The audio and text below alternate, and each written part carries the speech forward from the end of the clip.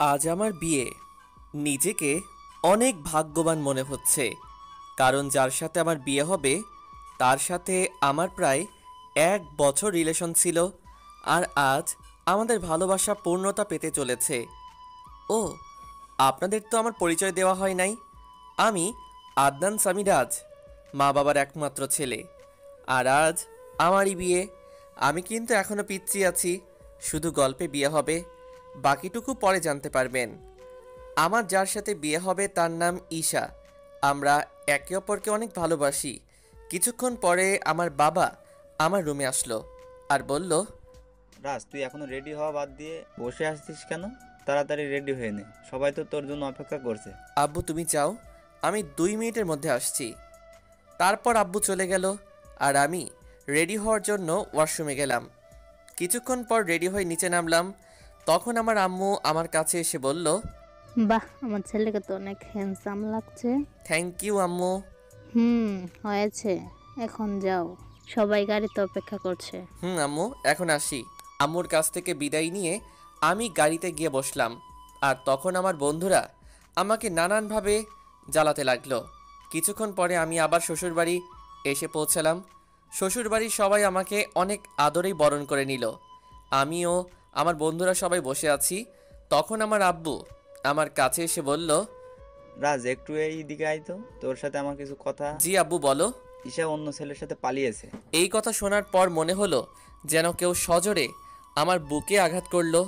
তাও আমি নিজেকে সামনে নিয়ে বললাম, কি বলছো এগুলা? ঈশা আমার সাথে এমন করতে পারে না। আমারও প্রথমে তাই মনে হয়েছিল, তারপর এটা দেখার পরে বিশ্বাস করতে বাধ্য হলাম। আমি বাবার হাত থেকে চিঠিটা নিয়ে পড়তে শুরু করলাম। সেখানে লেখা ছিল, প্রিয় রাজ, পারলে আমায় ক্ষমা করে দিও। তোমার সাথে রিলেশন চলাকালীন আমি আরেকজনকে ভালোবেসে ফেলি, আর সে বাংলাদেশের সবচেয়ে বড় কোম্পানি এয়ার কোম্পানিতে ম্যানেজার, আর তুমি শুধু একজন সাধারণ কর্মচারী।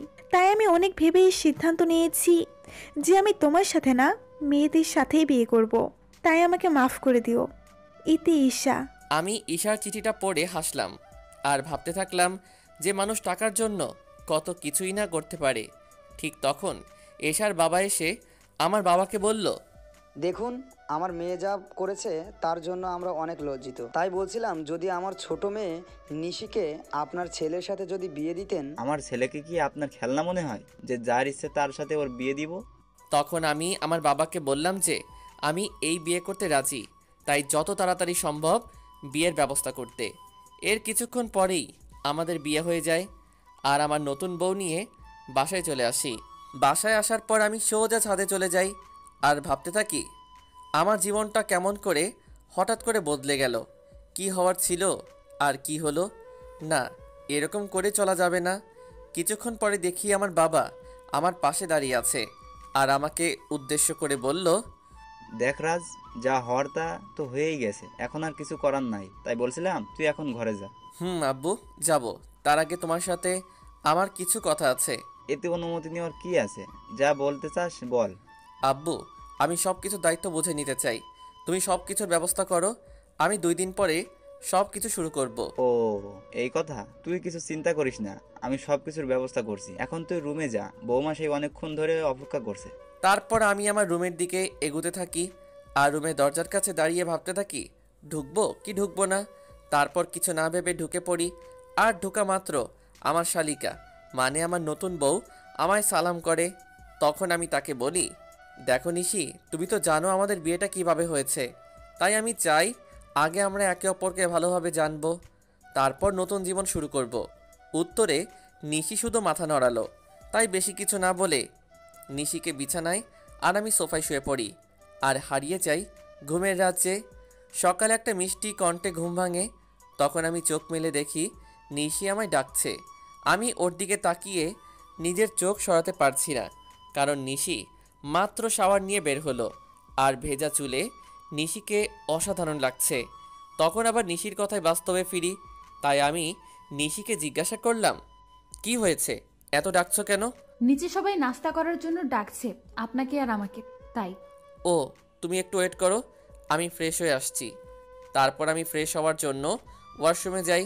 আর যখন বের হয় তখন নিশিকে দেখে ক্রাশ খাই, কারণ আমি বের হয়ে দেখি নিশি একটা নীল শাড়ি পরে আছে, তার সাথে হালকা সাজ। এমনিতেই আমার নীল কালার অনেক প্রিয়। আমি ভালো করে লক্ষ্য করে দেখলাম যে নিশি ভালোভাবে শাড়ি পরতে পারে নাই, কোনো রকম শুধু পেঁচিয়ে রেখেছে। এটা দেখে আমি জোরে হেসে দিলাম। আর তখন নিশি আমার কাছে এসে বলল, এ কি, আপনি পাগলের মতো হাসছেন কেন? কি আমি পাগল? নয়তো কি, পাগল না হলে কেউ এমন করে হাসে? তোমার শাড়ি পরা দেখলে যে কেউ পাগল হয়ে যাবে। দেখুন, একদম হাসবেন না। আমি শাড়ি পরতে পারি না, তাই বলে এইভাবে হাসতে হবে? ঠিক আছে, আর হাসবো না। তার আগে তুমি আমার কাছে আসো, তোমায় ভালো করে শাড়ি পরিয়ে দেই। আপনি শাড়ি পরাতে পারেন? পারি। দাঁড়াও, তোমাকে পরিয়ে দেই। তারপর আমি নিশিকে শাড়ি পরিয়ে দেই, আর নিশি আমার দিকে অপলক তাকিয়ে আছে। শাড়ি পরানো শেষে আমি নিশির দিকে তাকিয়ে ওর প্রেমে পড়ে যাই, কারণ শাড়িতে নিশিকে অপরূপ সুন্দর লাগছে। আর নিশি দেখতে ঈশার থেকেও অনেক সুন্দর। আমি ওর দিকে তাকিয়ে আছি, এমন সময় নিশি আমাকে বলে, বাহ, আপনি তো দেখছি অনেক ভালো শাড়ি পরাতে পারেন। নিশ্চয়ই আপুকে পরানোর জন্য শিখেছেন। এটা বলেই নিশি নিজের জিহ্বায় কামড় দেয়, কারণ সে ভুল কথা বলে ফেলেছে। আর ঈশার কথা শুনে আমার মন আবার খারাপ হয়ে যায়। তাই আমি নিশিকে বলি, চলো এখন নিচে যাওয়া যাক, সবাই আমাদের জন্য অপেক্ষা করছে। তারপর আমি আর নিশি নিচে যাই। তখন সবাই আমাদের দিকে অবাক হয়ে তাকিয়ে থাকে, কারণ আমিও একটা নীল শেরওয়ানি পরেছি। তারপর আমি আর নিশি খাওয়ার টেবিলে পাশাপাশি বসি। আর খাওয়ার এক পর্যায়ে আমি আব্বুকে বলি, আব্বু, আমি ইয়ামিনের সাথে সব কথা বলে নিয়েছি, আর কাল সকালে আমি আর নিশি কয়েকদিনের জন্য ঢাকায় যাব। বুঝেছি। আর আমিও সব কথা বলে রেখেছি, কালকে সকালে তোদের ঢাকার ফ্লাইট। আমি যা যা বলেছিলাম সব কিছুর অ্যারেঞ্জমেন্ট কি হয়ে গেছে আব্বু? না, সব হয় নাই, তবে আজকের মধ্যে হয়ে যাবে। তারপর আরও কিছু কথা বলে আমি আর নিশি রুমে আসলাম। তখন নিশি আমায় জিজ্ঞাসা করলো যে আমরা কেন ঢাকায় যাব। তাই আমি তাকে বললাম যে এটা আমার তরফ থেকে নিশির জন্য সারপ্রাইজ। আর আমি নিশিকে ব্যাগ গুছিয়ে রাখতে বলি। নিশি আমার কথা মতো নিজের ব্যাগ গুছিয়ে রাখে। অন্যদিকে ঈশা আর মেহেদিও বিয়ে করেছে, আর তারা দুজনই অনেক খুশি। আর তখন মেহেদির ফোনে একটা কল আসে। হ্যালো, কি বলছেন? ও স্যার, আপনি কিছু দরকার আছে নাকি? ওকে স্যার, আমি সব ব্যবস্থা করে দিব। এখন রাখি। কে ফোন করেছিল? আমাদের নিউ সিও ফোন করেছিল আর বলল যে কাল তিনি ও তার ওয়াইফ আসবে ঢাকায়, তাই একটা গ্র্যান্ড পার্টির অ্যারেঞ্জমেন্ট করা হয়েছে। আর সেখানে আমাকে আমার বউকে নিয়ে উপস্থিত থাকতে হবে। ও, চলো এখন ঘুমাতে যাই, কাল আবার অনেক কাজ আছে। তার পরের দিন মেহেদি আর ঈশা পার্টিতে যায়, আর তার পৌঁছানোর কিছুক্ষণ পরে হেলিকপ্টারে করে মেহেদির নিউ বস আসে, আর অফিসের সব স্টাফ তাকে স্বাগতম জানানোর জন্য যায়। আর যখনই নতুন বস ও তার ওয়াইফ হেলিকপ্টার থেকে নিচে নামে, তখন ঈশা প্রচণ্ড রকমের একটা শক খায়, কারণ মেহেদির কোম্পানির নতুন বস অন্য কেউ না, তার প্রাক্তন প্রেমিক রাজ এই কোম্পানির বস। আর তার ওয়াইফ হলো ঈশার আপন বোন নিশি। কিন্তু এটা কিভাবে সম্ভব? রাজ তো ঈশাকে বলেছিল যে সে একজন সাধারণ ঘরের ছেলে, কিন্তু সে এত বড় কোম্পানির মালিক হলো কিভাবে? তারপর আমি আর নিশি হেলিকপ্টার থেকে নেমে আসি, আর দেখি যে ঈশা আমাদের দিকে অবাক চোখে তাকিয়ে আছে। সে হয়তো ভাবছে আমি এখানে কেমন করে আসলাম, আর মালিকই বা কেমন করে হলাম। কারণ আমি ঈশাকে বলেছিলাম যে আমি একটা কোম্পানির সাধারণ একজন কর্মচারী। হেলিকপ্টার থেকে নামার পরে সবাই আমাকে আর নিশিকে নিয়ে ব্যস্ত হয়ে পড়ে। তখন ঈশা আর ওর হাজবেন্ড মেহেদি আমাদের কাছে আসে আর আমাদের স্বাগতম জানায়। তখন ঈশা আমাকে বলে, রাজ, তুমি এখানে কি করো? আর তুমি এয়ার কোম্পানির সিও হলে কিভাবে? কেন মিস ঈশা, অবাক হচ্ছেন নাকি? এখানে তো অবাক হওয়ার কিছুই নেই, কারণ আমি আপনাকে একবার বলেছিলাম বিয়ের পরে আপনার জন্য একটা বড় সারপ্রাইজ অপেক্ষা করছে। কিন্তু আপনি কি করলেন? আমি ঈশার সাথে কথা বলছিলাম, তখন মেহেদি এসে আমাকে বলল, স্যার, এ হলো ঈশা, আমার ওয়াইফ। 2 দিন হলো আমাদের বিয়ে হয়েছে। Nice to meet you Miss Isha. Thank you sir. তা মেহেদি সাহেব, আমি যা যা বলেছিলাম সব কিছুর অ্যারেঞ্জমেন্ট কি হয়েছে? জি স্যার, সব কিছুর অ্যারেঞ্জমেন্ট করা হয়েছে। আপনি কি আগে একটু রেস্ট নেবেন? আমি আর নিশি আগে একটু রেস্ট নিব, তারপরে পার্টিতে জয়েন করব। আর আপনাকে পরিচয় করিয়ে দেই, ইনি হলেন নিশি, আমার ওয়াইফ। হ্যালো ম্যাম, কেমন আছেন? জি, ভালো আছি। তখন আমি ঈশার দিকে লক্ষ্য করে দেখি সে আমার আর ঈশার দিকে অবাক চোখে তাকিয়ে আছে। তাই আমি মনে মনে বলি, এখনো তো কিছুই দেখোনি, দেখতে থাকো কি হয়। তখন মেহেদি আমাকে আর নিশিকে একটা রুমে নিয়ে যায় আর বলে এখানে কিছুক্ষণ রেস্ট নিতে। এই বলে মেহেদি সাহেব সেখান থেকে চলে যায়। তখন নিশি আমার কাছে এসে বলে, এগুলো কি হচ্ছে আমাকে কি প্লিজ বলবেন? মানে কিসের কথা বলছো তুমি? বুঝতে পারছেন না আমি কিসের কথা বলছি? কই না তো। বুঝতে পারছেন না নাকি বুঝতে চাইছেন না? আরে তুমি বোঝাই না বললে কেমন করে বুঝবো? এগুলো কি? আমি তো শুনেছিলাম আপনি একটা কোম্পানির একজন সাধারণ কর্মকর্তা। শুধু আমি না, আমার পুরো পরিবার জানতো যে আপনি একটি কোম্পানিতে কাজ করেন। তাহলে হুট করে এত বড় কোম্পানির সিইও কেমন করে হলেন? হুট করে আমি এই কোম্পানির সিইও হই নাই। এই কোম্পানির ওনার হলো আমার বাবা, বুঝেছো? আর সেই হিসেবে আমি এই কোম্পানির সিইও। আর কেন আমি আমার আসল পরিচয় গোপন করেছি সেটা না হয় তোমাকে পরে বলবো। সেটা না হয় বুঝলাম, কিন্তু আপনি কেন আপনার আসল পরিচয় গোপন করলেন সেটা আগে বলুন। বললাম তো আমি তোমাকে সব বলবো, তার আগে তুমি কান্না বন্ধ করো। নিশিকে নিজের বুকের মাঝে জড়িয়ে নিয়ে কেন জানি নিশির কান্নাটা আমার সহ্য হলো না। তারপর নিশিও আমায় জড়িয়ে ধরে কান্না করতে থাকলো। এভাবে কিছুক্ষণ নিশি কান্না করলো। তারপর যখন সে বুঝতে পারলো যে সে আমায় জড়িয়ে ধরে আছে, তখন হঠাৎ করে আমায় ছেড়ে দিয়ে বলল, আমি সরি, আসলে আমি বুঝতে পারি নাই, তাই এমনটা করেছি। আসলে আমি একটু ইমোশনাল হয়ে পড়েছিলাম তো তাই।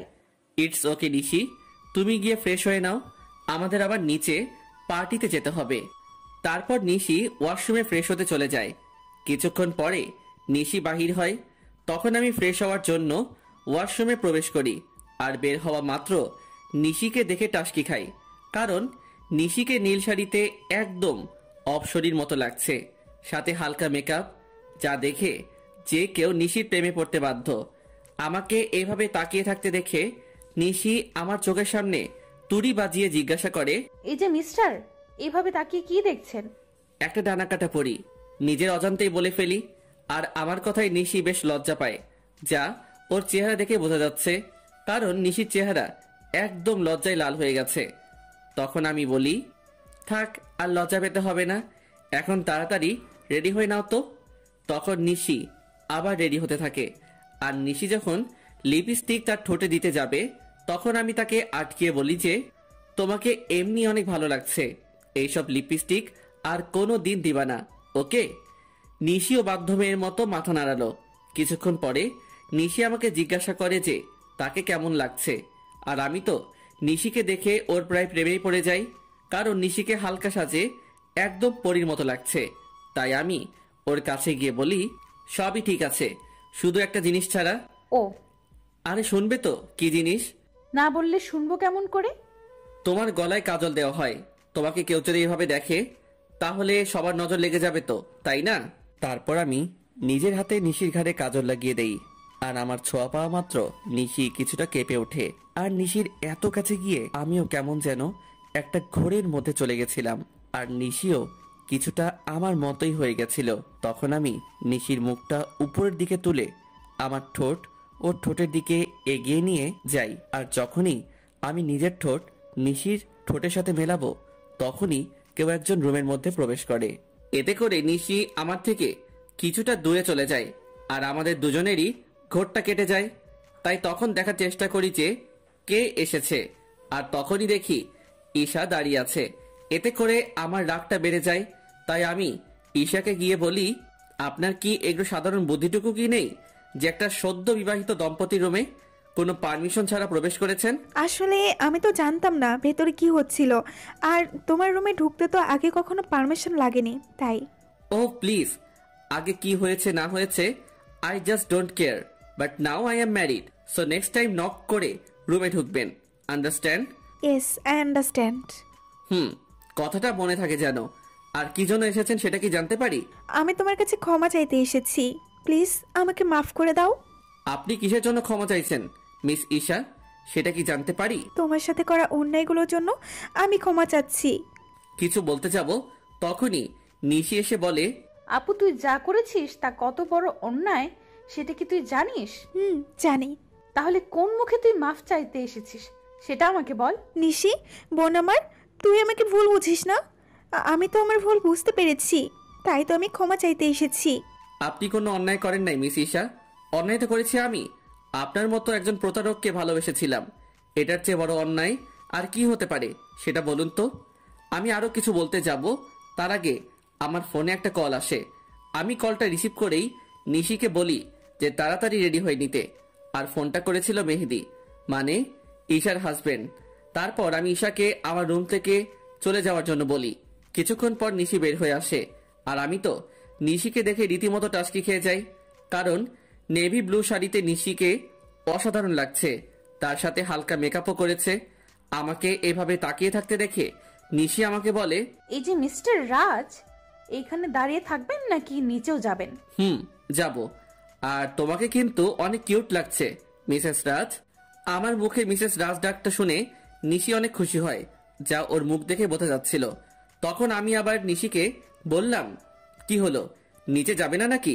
তারপর আমি আর নিশি দুজনেই একসাথে নিচে যাই, আর সেখানে থাকা সবাই আমাদেরকে স্বাগত জানায়। তারপর আমি নিশিকে একে একে সবার সাথে পরিচয় করিয়ে দেই, আর সবাই নিশিকে অনেক পছন্দ করে আর অনেক তারিফও করে। এগুলো দেখে ঈশা অনেকটা জেলাস ফিল করে, কারণ এগুলো ঈশা পাওয়ার কথা ছিল, কিন্তু তার লোভের কারণে সে সবকিছু হারিয়েছে। পার্টি শেষ হওয়ার পরে আমি আর নিশি নিজেদের রুমে চলে আসি। আর রুমে আসার পরে নিশি আমাকে বলে, আপনাকে একটা কথা জিজ্ঞাসা করার ছিল, যদি কিছু মনে না করেন তাহলে করব। বলো, তোমার কি বলার আছে? আপনার আর আপুর পরিচয় হলো কিভাবে? বুঝলাম, তাহলে শুনো। তারপর আমি বলতে শুরু করলাম। আমি তখন সবেমাত্র লেখাপড়া শেষ করে দেশে ফিরেছি। তো একদিন আমিও আমার বন্ধুরা মিলে প্ল্যান করলাম কোথাও ঘুরতে যাব, কিন্তু সেটা দেশের ভিতরেই। তাই সবাই মিলে ঠিক করলাম যে সিলেটে যাব। তো সবাই মিলে বেরিয়ে পড়লাম সিলেটের উদ্দেশ্যে। সব ফ্রেন্ড একসাথে যাব, তাই বাসে করে যাচ্ছিলাম। কিন্তু বাসে উঠে বাদে এক বিপত্তি। আমার সব ফ্রেন্ডের সিট এক জায়গায় পড়েছিল, আর আমার সিট পড়েছিল এক মেয়ের সাথে। তাই কিছু করার না থাকায় বাধ্য হয়ে ওই সিটে বসে পড়ি। কিছুক্ষণ পরে যখন মেয়েটি আসে, আমি তার দিকে তাকিয়ে রীতিমতো টাসকি খাই, কারণ এত সুন্দরী মেয়ে আমি এর আগে কখনো দেখি নাই। মেয়েটি পরেছিল একটা নেভি ব্লু লং 3 পিস, তার সাথে ম্যাচিং জুয়েলারি, সাথে হালকা সাজ। দেখে মনে হচ্ছিল জান্নাতের অপ্সরী। আমি তার দিকে এক ধ্যানে তাকিয়েছিলাম। আমার এভাবে তাকানো দেখে মেয়েটি বলে ওঠে, এই যে মিস্টার, দেখা শেষ হইলে আমাকে বসার জায়গাটা দিন। মেয়েটি কিছুক্ষণ পরে আমায় জিজ্ঞাসা করে, হাই, আমি ঈশা। আপনার নামটা কি জানতে পারি? আমি রাজ। বাহ, চেহারার সাথে নামেরও মিল আছে। সিলেট যাচ্ছেন নিশ্চয়? আপনি কেমন করে জানলেন? এমন আবল তো জীবনেও দেখি নাই। সিলেটের বাসে করে মানুষ অন্য কোথাও কি যাইতে পারে বলেন তো? এটাই আপনি বুঝবেন না মিস্টার। রাগ তোর বুঝাবুঝি। ও তখন আমি তাকে বললাম যে, আপনি কি একাই যাচ্ছেন নাকি? উত্তরে সে বলল, একা কেন যাব, আমার সাথে তো আপনি আছেন, তাই না? আপনি যদি চান তাহলে সত্যি যেতে পারি। মনে মনে বললাম। কিছু বললেন? কই না তো। ও, আমি মনে করেছিলাম হয়তো কিছু বললেন। না, আমি তো কিছুই বলি নাই। তা সিলেটে কোথায় যাচ্ছেন? এই তো ফ্রেন্ডসদের সাথে ঘুরতে যাইতেছি। আর আপনি? আমিও তো ফ্রেন্ডের সাথে যাচ্ছি। আপনি কি স্টুডেন্ট নাকি জব টপ করেন? আমি হলাম। আপনি হলেন কি? না, আসল পরিচয়টা দেওয়া যাবে না। আমি একটা সফটওয়্যার কোম্পানিতে জব করি। মিথ্যা পরিচয় দিলাম। ও। তারপর ঈশার সাথে আরো অনেক কথা হলো। তখন জানতে পারলাম সে অনার্স 2য় বর্ষের ছাত্রী। এইভাবেই আমাদের পরিচয় হয়। তারপর পরিচয় থেকে ভালোবাসা। আমি আর ঈশা অনেক ভালো ফ্রেন্ড হয়ে গেছিলাম। আমরা সিলেট থেকে ফিরে এসেও একে অপরের সাথে যোগাযোগ করতাম। একদিন আমি ঈশাকে প্রপোজ করি, আর ঈশাও সেটা অ্যাকসেপ্ট করে। কিন্তু রিলেশনে থাকা অবস্থায়ও আমি আমার আসল পরিচয়টা ঈশাকে জানাইনি। আমি চেয়েছিলাম ঈশাকে এটা সারপ্রাইজ দিব, কিন্তু পরে যে আমি নিজে সারপ্রাইজড হয়ে যাব এইটা ভাবতে পারি নাই। কথাগুলো বলে নিজের অজান্তেই আমার চোখ দিয়ে পানি বের হয়ে গেছিল, সেটা বুঝতেই পারি নাই। আমি কিছুক্ষণ পরে নিশির দিকে লক্ষ্য করে দেখি সেও কান্না করছে। তখন আমি তাকে বলি, এ কি, তুমি কান্না করছো কেন? আপনি আপুকে এতটা ভালোবাসতেন, আর আপু আপনার সাথে কি করলো? যা হওয়ার তা তো হয়েই গেছে, আর এখন তুমি আমার স্ত্রী, এটাই সত্যি। আর আমি চাই এই সম্পর্কটা ভালোভাবে নিভাতে। আমি চেষ্টা করব। তার আগে বলেন, আপনি আর কখনো আপুর কথা মনে করবেন না। কথা দিলাম। নিশি আমাকে এভাবে জড়িয়ে ধরবে আমি সেটা ভাবতেও পারি নাই। কেন যেন নিশির এভাবে জড়িয়ে ধরা আমার অনেক ভালোই লাগছে। এই যে মিস, এবার কি আমাকে ছাড়বেন?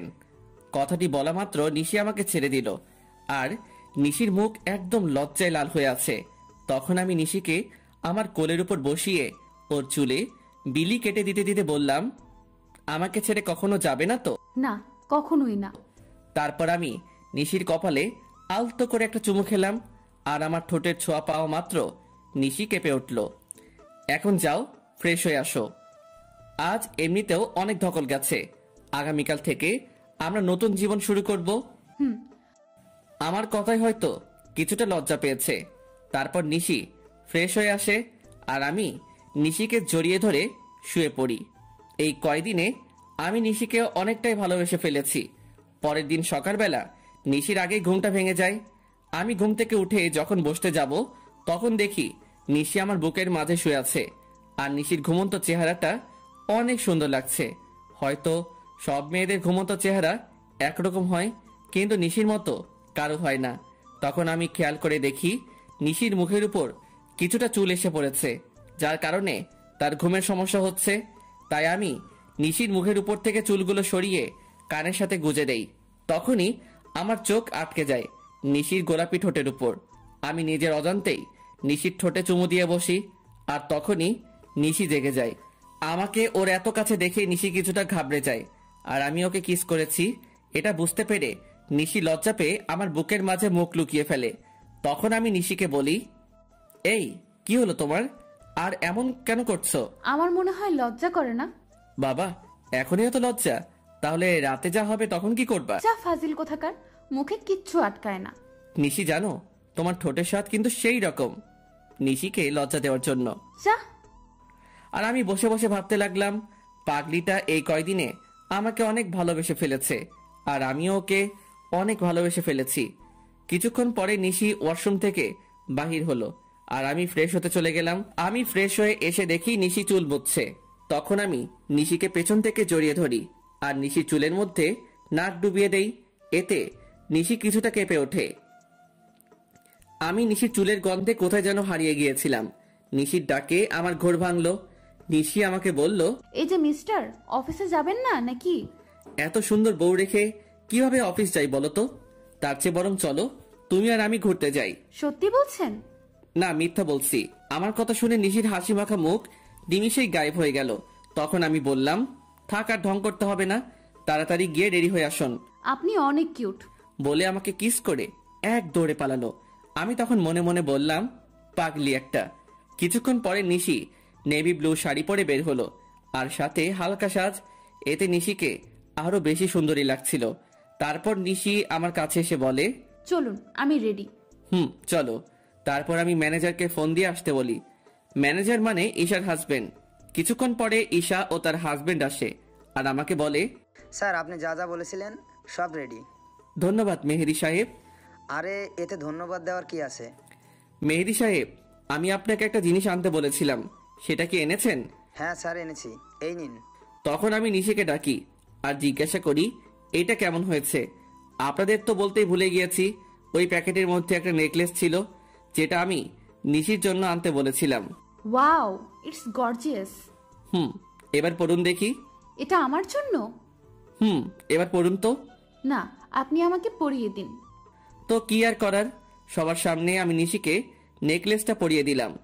পরানোর পর ঈশার দিকে তাকিয়ে দেখি সে কেমন করে যেন তাকিয়ে আছে নিশির দিকে। হয়তো সে এটা ভাবছে যে যা ওর পাওয়ার কথা ছিল সেটা তার ছোট বোন পাইতেছে। তারপর আমি আর নিশি ঘুরতে বাহির হলাম। সারাদিন ঘোরাঘুরি করে যখন নদীর ধারে গিয়ে বসলাম, তখন নিশি বলল যে সে ফুচকা খাবে। অনেক বোঝানোর পরেও কোনো লাভ হইল না, তাই তাকে ফুচকা খেতে নিয়ে গেলাম। আর আমি নিশির ফুচকা খাওয়া দেখে অবাক না হয়ে পারলাম না। মেয়েরা এত ফুচকা কিভাবে খেতে পারে সেটা আল্লাহই ভালো জানে। প্রায় অনেক রাত হয়ে যায় বাসায় ফিরতে। তারপর বাসায় ফিরেই আমি ওয়াশরুমে চলে যাই ফ্রেশ হতে।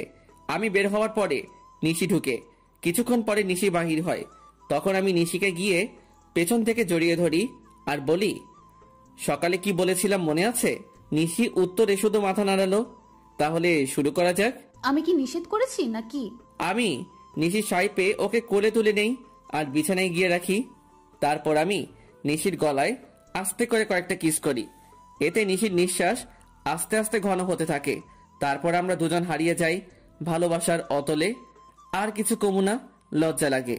পরের দিন সকালে নিশির ডাকে আমার ঘুম ভাঙে। নিশি মাত্র গোসল করে এসেছে আর ওকে দেখতেও অসাধারণ লাগছে। তাই আমি নিশিকে এক টানে আমার বুকের উপর নিয়ে আসি। তখন নিশি বলে, সারা রাত দুষ্টামি করেও হয় নাই, এখন আবার শুরু করেছেন? তাড়াতাড়ি রেডি হয়ে অফিস যান। ওকে বাবা, আমি যাইতেছি।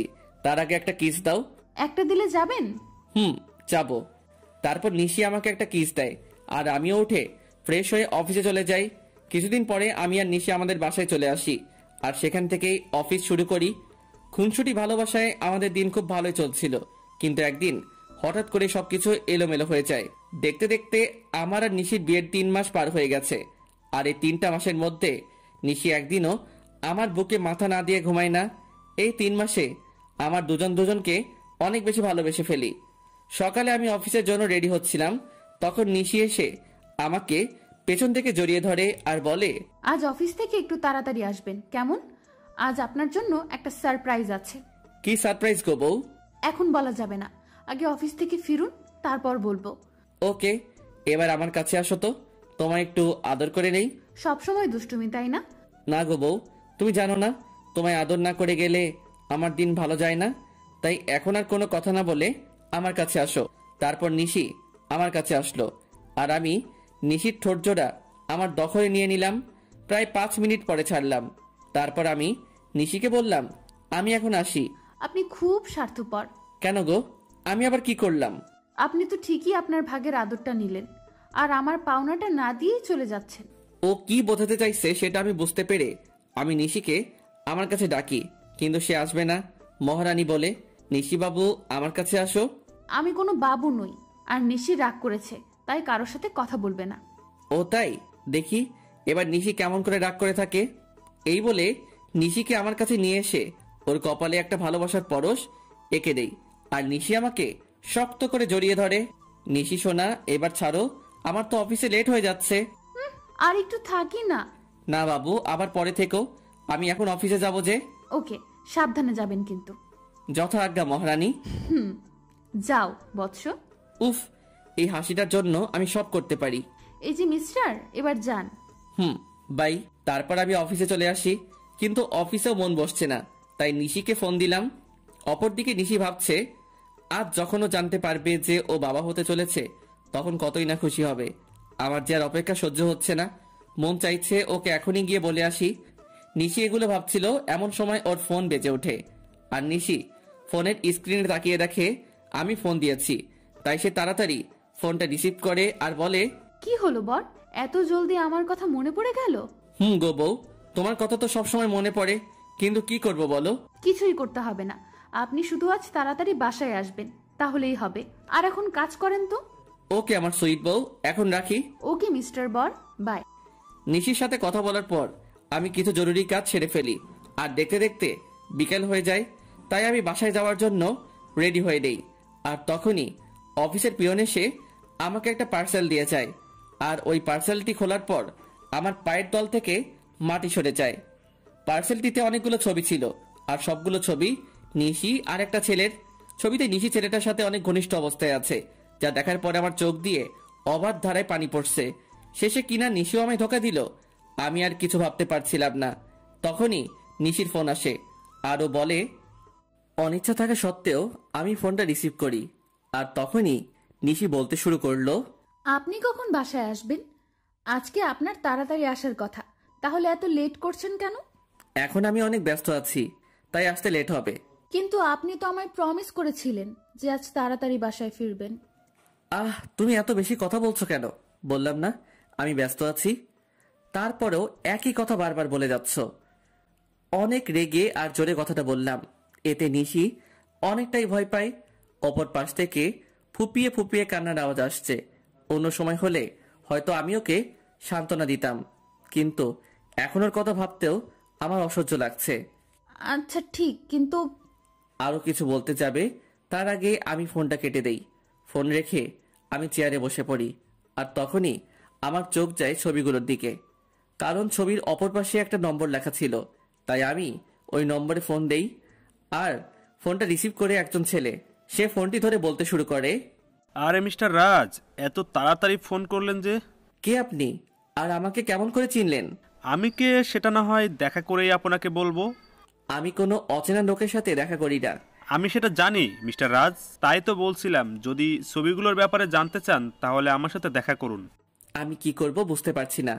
আমাকে তো জানতেই হবে এই ছবি ছেলেটাকে, আর নিশির সাথেই বা তার কি সম্পর্ক। তাই আমি সেই লোকটির সাথে দেখা করার জন্য রাজি হয়ে যাই, আর সেই লোকটি আমাকে একটা ঠিকানা দেয়।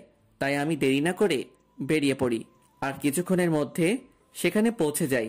সেখানে পৌঁছানো মাত্র আমি লোকটিকে ফোন দেই, কিন্তু লোকটি ফোন ধরছে না। আমি বেশ কয়েকবার ফোন দেই, কিন্তু প্রতিবারই ব্যর্থ হই। আমি প্রায় ঘন্টাখানিক ধরে অপেক্ষা করছিলাম। তখন কেউ একজন বলে উঠল, অপেক্ষা করার জন্য ধন্যবাদ। আমি পিছনে তাকিয়ে দেখি লোকটি আর কেউ নয়, নিশির সাথে যার ছবি রেখেছিলাম এটি সেই লোক। তবুও আমি মাথা ঠান্ডা রাখার চেষ্টা করে বলি, আমাকে এখানে ডাকার কারণ কি, আর আপনি বা কে? আমি সাজিদ রহমান। আমি আর নিশি একে অপরকে অনেক ভালোবাসি, সেটা বলার জন্যই আপনাকে ডেকেছি। লোকটির কথা শুনে আমার মাথা গরম হয়ে গেল, তাই আমি রাগের মাথায় লোকটিকে মারতে শুরু করলাম। এমন সময় আমি একাই থেমে যাই, আর তাকে বলি, আপনি যেটা বলছেন সেটা সত্যি, এটা আমি কিভাবে বিলিভ করব? সেজন্যই তো আমি আপনাকে ছবিগুলো পাঠিয়েছি, আর এখন বিলিভ করা আর না করা সেটা আপনার ব্যাপার। আমি কি বলবো কিছু ভেবে পাচ্ছিলাম না, কারণ ছবিতে নিশি আর সাজিদকেই দেখা যাচ্ছে। তাই আর কথা না বাড়িয়ে লোকটিকে বললাম, নিশি যদি আপনাকে ভালোবাসে তাহলে সে আপনাকে কেন বিয়ে করলো? বিয়েটা কিভাবে হয়েছে সেটা আপনি নিশ্চয় জানেন রাজ। তাহলে নিশি কেন 3 মাস আমার সাথে থাকলো? সেটার কারণ আছে, আর কারণটা হলো আপনার সম্পত্তি। আর আপনারা যেদিন ঢাকায় যান সেদিন আমার আর নিশির পালানোর কথা ছিল, কিন্তু যখন আমরা জানতে পারলাম যে আপনি একজন স্বনামধন্য ব্যবসায়ী, তখন আমি আর নিশি আপনার সম্পত্তি হাতিয়ে নেওয়ার প্ল্যান বানাই। লোকটির কথা শুনে আমার কষ্টের মাত্রাটা আরো বেড়ে গেল, কারণ প্রথমে টাকার জন্য ঈশা আমার সাথে বেইমানি করলো, আর এখন আমি যাকে সবচেয়ে বেশি ভালোবাসি সেও আমার সাথে। না, আর কিছু ভাবতে পারছি না। তাই আমি হোটেল থেকে বের হয়ে আসি, আর আমার উকিলকে ফোন দিয়ে ডিভোর্স পেপারটা তৈরি করতে বলি। তাও মাত্র 1 ঘন্টার মধ্যে। উকিলের কাছ থেকে ফিরতে ফিরতে প্রায় রাত 1টা বেজে যায়। তাই আমি বাসার কাউকে বিরক্ত না করে আমার কাছে যে চাবি ছিল সেটা দিয়ে দরজা খুলে ভিতরে যাই, আর ভিতরে গিয়ে দেখি নিশি বসে বসে ফুপিয়ে ফুপিয়ে কান্না করছে। যেখানে আমার কষ্ট হওয়ার কথা সেখানে আমার প্রচুর রাগ হচ্ছে। তখন আমি নিশির কাছে গিয়ে বলি, বাহ, অভিনয় তো খুব ভালোই করতে জানো দেখছি। আমার এরকম আচমকা কথা শুনে নিশি কিছুটা ভয় পেয়ে যায়। পরে সে নিজেকে সামনে নিয়ে বলে, মানে আপনি কি বলতে চাইছেন? আমি কি বলতে চাইছি সেটা বুঝতে পারছো না, নাকি বোঝার চেষ্টা করছো না? কি বলছেন এইসব? আমি তো কিছুই বুঝতে পারছি না। Enough is enough Nishi, and don't touch me. Please Raj, tell me what happened with you. Please tell me. আর কত অভিনয় করবে নিশি, আর কত? আমি অভিনয় করছি। হ্যাঁ, তুমি অভিনয় করছো, তার প্রমাণ এগুলো।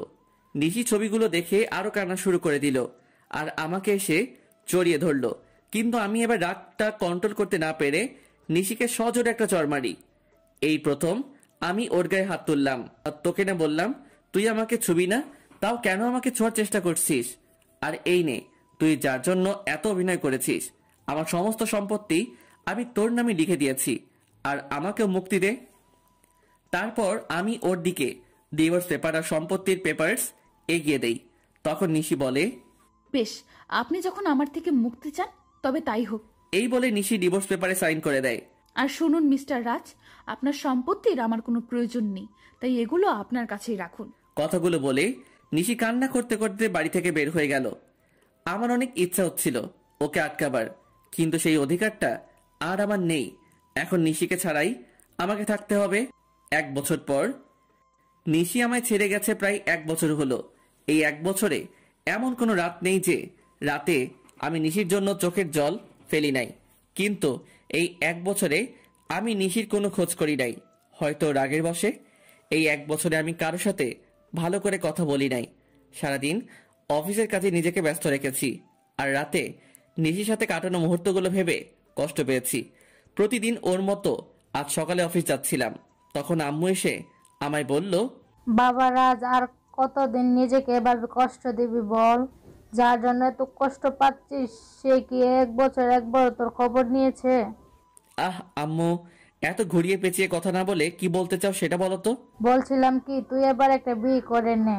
আর কতদিন নিজেকে এভাবে কষ্ট মাঝে রাখবি বল? আমি তোমায় আগেও বলেছি আর এখনো বলছি, আমি কোনো বিয়ে করতে পারবো না। তোকে আমার দিব্যি, তুই আর বিয়ে তো অমত করবি না। কিন্তু আম্মু। আর কোনো কিন্তু নয়। আচ্ছা ঠিক আছে, তুমি যখন বলছো তখন তাই হোক, কিন্তু আমাকে এসবের মধ্যে টানবে না, আর বিয়েটা যাতে একদম সাধারণভাবে হয়। আচ্ছা, তুই যা বলবি তাই হবে। আসলে আমি আম্মুর মুখের দিকে তাকিয়ে বিয়েতে রাজি হলাম, কারণ এই 1 বছর আম্মু অনেক কষ্ট পেয়েছে। তারপর আমি অফিসে চলে আসি, কারণ আজ অফিসে নতুন পিএ নেওয়া হবে। ওর আমি আমার কেবিনে চলে যাই আর ম্যানেজারকে ডাকি। May I come in sir? Yes, come in. Sir, আপনার পিএর জন্য 3 জনকে সিলেক্ট করা হয়েছে, যদি আপনি একবার দেখে নিতেন। অবশ্যই দিন, আমি দেখতেছি। আমি ফাইলগুলো চেক করছিলাম, এমন সময় আমার চোখ আটকে গেল একটা ফাইলে। তাই আমি ম্যানেজারকে বললাম, ম্যানেজার সাহেব, এই মেয়েটাকে নিন আর তার আগে কন্ট্রাক্ট পেপার সাইন করিয়ে নেবেন। ওকে, আই টেক লিভ নাও।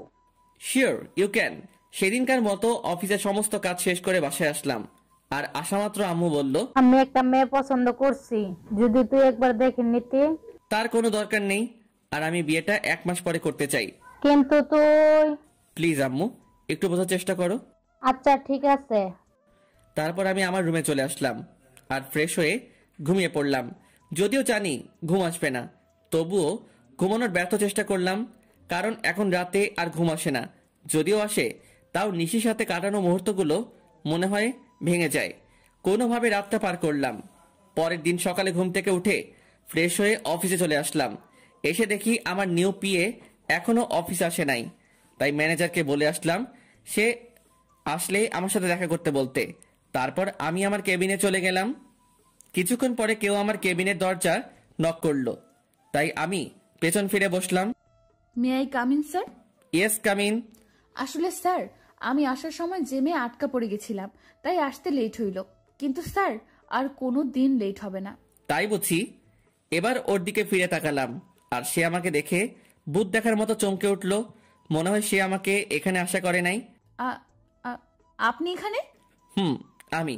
অন্য কারো থাকার কথা ছিল বুঝি, মিস নিশি? আপনাদের তো বলাই হয়নি আমার পিএ হলো নিশি। এটা তো আপনার অফিস না, তাহলে এখানে কেমন করে আসলেন? আপনার বোধহয় কোথাও ভুল হচ্ছে, কারণ এই অফিসের ওনার আমি। হয়তোবা হতে পারেন, তবে আমি এই অফিসে জব করতে পারবো না। কথাগুলো বলেই নিশি চলে যাচ্ছিল, তাই আমি ওকে থামিয়ে বলি, excuse me Miss Nishi, without my permission আপনি যেতে পারবেন না। What the hell are you talking? আমি ঠিক কথাই বলছি। আর এইটা দেখুন, 2 বছরের আগে আপনি এই কোম্পানি ছাড়তে পারবেন না, আর যদিও ছাড়তে চান তাহলে আমার পারমিশন নিতে হবে। কিন্তু আমি এই মুহূর্তে আপনাকে পারমিশন দিচ্ছি না, সো আপনি এখন যেতে পারেন। প্রয়োজন পড়লে আমি আপনাকে ডেকে নিব। Okay sir. তারপর নিশি ওর কেবিনে চলে যায়। আমার আর ওর কেবিন প্রায় পাশাপাশি, তাই আমি ওকে দেখতে পাচ্ছিলাম।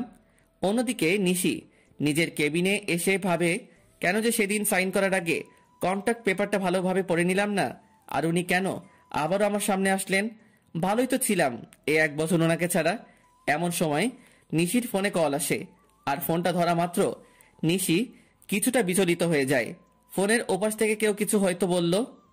আমি বসে আমার কাজ করছিলাম, এমন সময় নিশি আমার কেবিনে আসে আর বলে, স্যার, একটা কথা বলার ছিল। বলেন। আসলে স্যার, আজকে আমায় একটু তাড়াতাড়ি ছুটি দিবেন প্লিজ। কেন, ছুটি কি করবেন? আসলে বাসায় একটু প্রয়োজনীয় কাজ আছে, তাই। কি প্রয়োজনীয় কাজ শুনি? আসলে স্যার, নিশি কিছু দোকাতে চাইছিল, আমার কারণে সে বলে উঠল, স্যার আমার বাসায় আমার বাচ্চা অসুস্থ হয়ে গেছে, তাই আমার ছুটি প্রয়োজন। এখন ছুটি দেওয়া না দেওয়া সেটা আপনার ব্যাপার, কারণ আপনি এখানকার বস, আপনি চাইলেই সব করতে পারেন। নিশির মুখে বাচ্চার কথা শুনে আমার চারপাশটা কেমন যেন অন্ধকার হয়ে আসছিল। নিঃশ্বাস নিতেও কষ্ট হচ্ছিল। তবুও নিজেকে সামলে নিয়ে বললাম, ওকে, আপনি যেতে পারেন, তবে কাল থেকে সময় মতো অফিসে আসবেন। যদিও কথাগুলো বলতে কষ্ট হচ্ছিল। তারপর নিশি চলে গেল, আর আমি চেয়ারের সাথে হেলান দিয়ে ভাবতে লাগলাম যে নিশি একসময় আমাকে ছাড়া কিছু বুঝতো না, সে এখন নিজের বাচ্চা নিয়ে ব্যস্ত। তবে আমি কেন একা কষ্ট পাবো?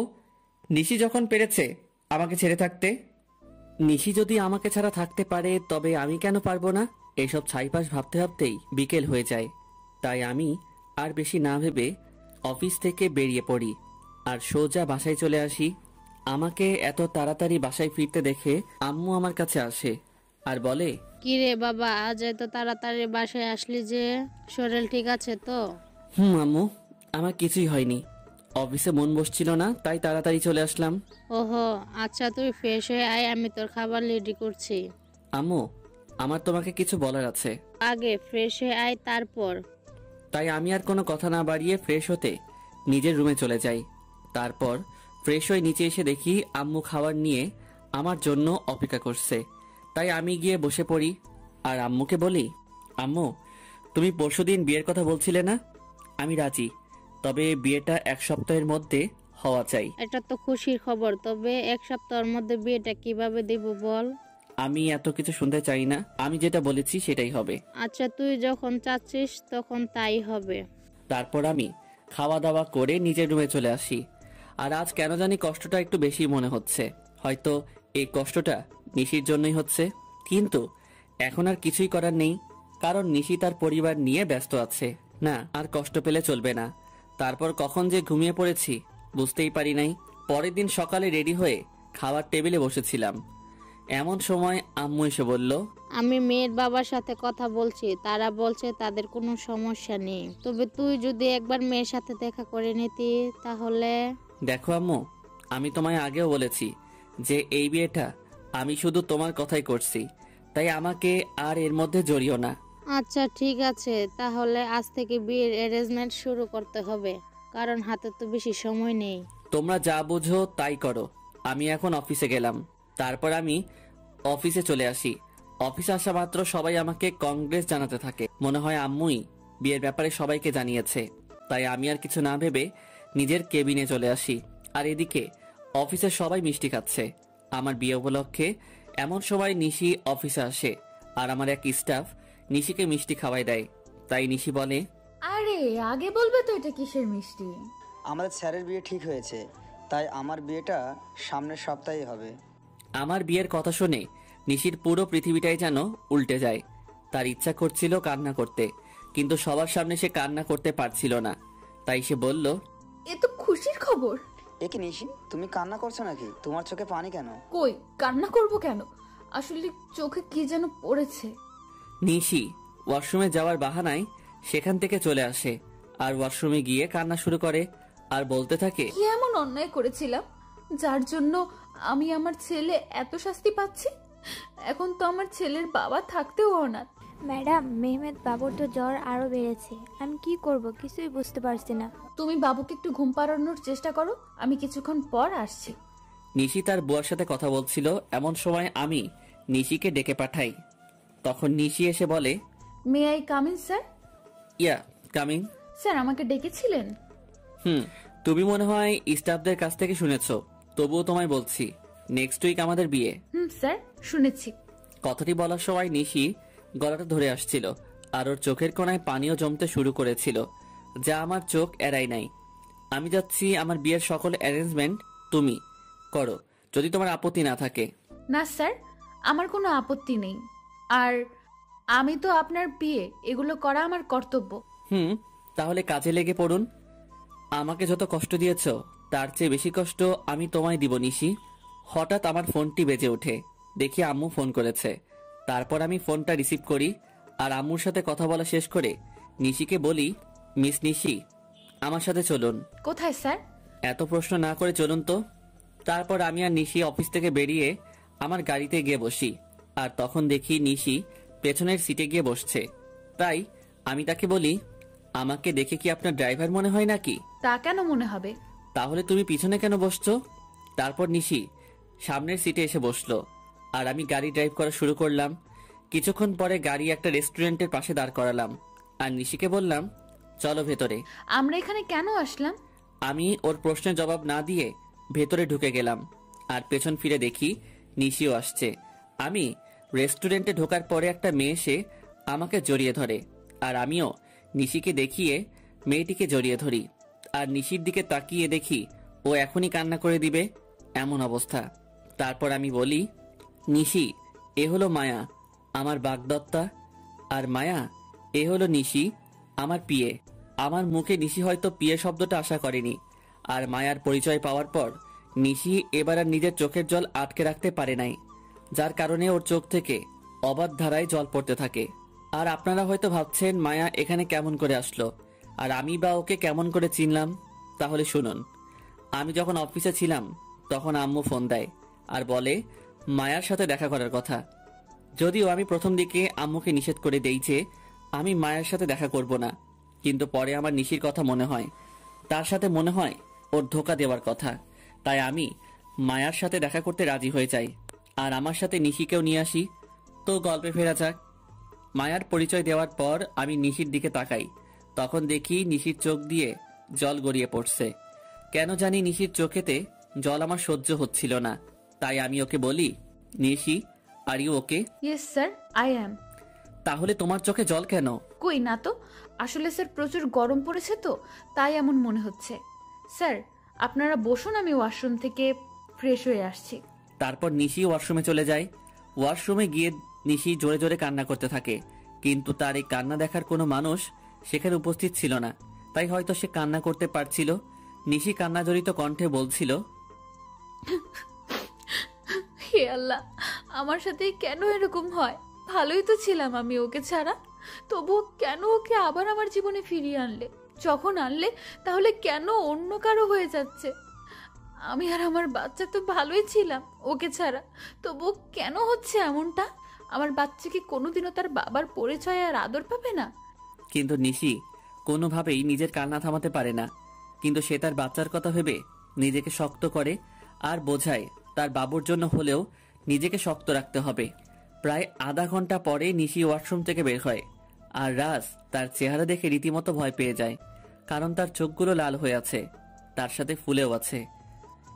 তার মানে নিশি এতক্ষণ কান্না করছিল, কিন্তু নিশির কান্না করার তো কোনো কারণ এখানে নেই।